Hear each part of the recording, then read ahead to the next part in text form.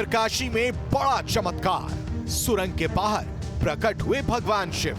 अब भगवान बचाएंगे मजदूरों की जान। सुरंग के बाहर महादेव की आकृति, क्या है रहस्य?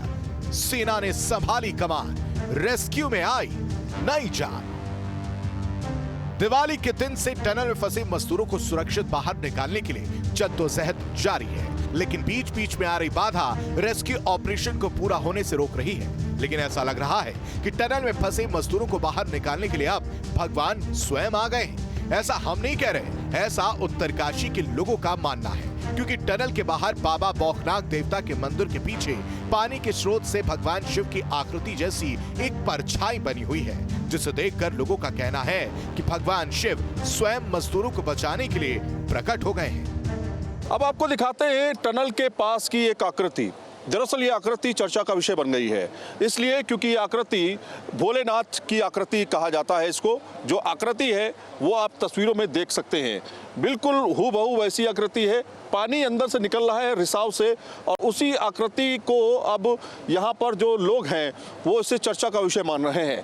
ठीक उसी जगह है जहाँ पर मंदिर है, जहाँ पर अस्थायी मंदिर स्थापित किया गया है, वहाँ पर ये आकृति मौजूद है। उत्तराखंड देवभूमि कहा जाता है और इस तरह के चमत्कार होते रहते हैं। अजीत जी, क्या लग रहा है इस आकृति को आपने देखा, क्या लग रहा है इसको देख के? देखिए, प्रकृति की हर आकृति में भगवान का वास होता है, और प्रकृति का कोई भी रूप आप देखेंगे, पेड़ पौधे, पहाड़, झील, झरने, नदियाँ, आप गौर से देखेंगे तो उनमें भगवान का वास आपको नजर आएगा।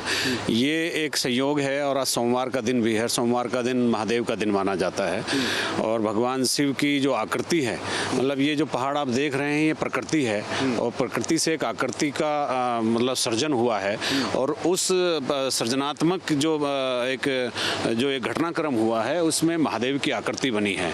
और चूंकि हिंदुस्तान आस्था का देश है, धर्म का देश है, और लोगों का आस्था में ज़्यादा भरोसा है, तो ये आकृति बिल्कुल महादेव जैसी लग रही है, जैसे महादेव कहीं आगे की तरफ चल रहे हों, चढ़ रहे हों, उस तरह की एक आकृति बन गई। मंदिर जो बौखनाक देवता का मंदिर है, इसीलिए स्थापित किया गया, और इस बौखनाक देवता के मंदिर के ठीक पीछे ये आकृति आई है। तो मतलब देखिए, सोमवार है, बौखनाक देवता का मंदिर है, नाग देवता भी मतलब यही, बौखनाक का मतलब नाग देवता, उनके पीछे भगवान शिव आ गए एक आकृति लेकर के।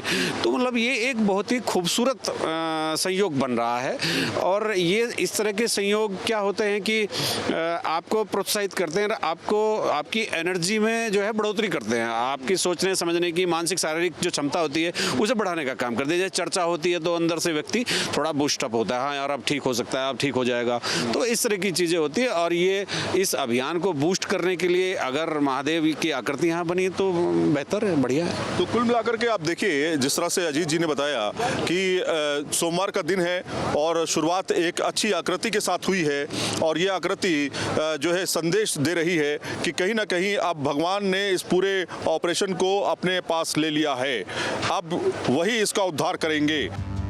टनल में मजदूरों को फंसे हुए 16 दिन हो गए हैं। मजदूरों को बाहर निकालने के लिए अब वर्टिकल ड्रिलिंग का सहारा लिया जा रहा है। इससे पहले ऑगर मशीन से ड्रिलिंग कर मजदूरों को बाहर निकालने की कोशिश की जा रही थी, लेकिन मशीन टनल में ही फंस गई, जिससे वो प्लान फेल हो गया।